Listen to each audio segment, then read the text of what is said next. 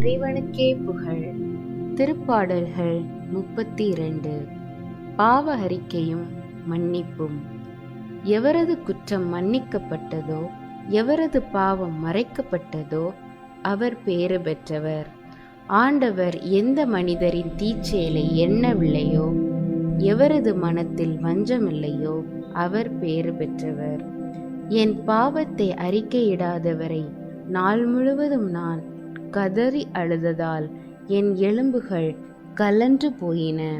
ஏனெனில் இரவும் பகலும் உம் கை எனக்கு எதிராக ஓங்கி நின்றது. கோடையின் வறட்சி போல என் வலிமை வறண்டு போயிற்று. என் பாவத்தை உம்மிடம் அறிக்கையிட்டேன், என் தீச்செயலை நான் மறைத்ததில்லை. ஆண்டவரிடம் என் குற்றங்களை ஒப்புக்கொள்வேன் என்று சொன்னேன். நீரும் என் நெறிக்கேட்டையும் பாவத்தையும் போக்கினீர். ஆகவே துன்ப வேளையில் உம் அன்பர் அனைவரும் உம்மை நோக்கி மன்றாடுவர். பெருவெள்ளம் பாய்ந்து வந்தாலும் அவர்களை அது அணுகாது. நீரே எனக்கு புகலிடம். இன்னலினின்று என்னை நீர் பாதுகாக்கின்றீர்.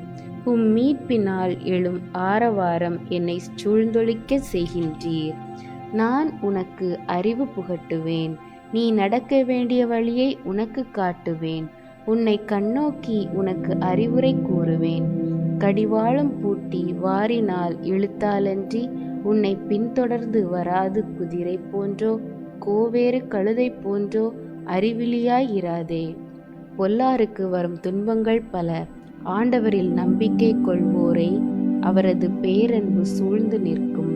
நீதிமான்களே, ஆண்டவரை முன்னிட்டு அகமகிழுங்கள்.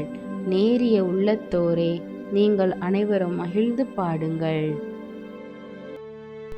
இறைவன் உங்களுக்கும் உங்கள் குடும்பத்திற்கும் அமைதியையும் ஆசீர்வாதத்தையும் அருள்வாராக. ஆமென்.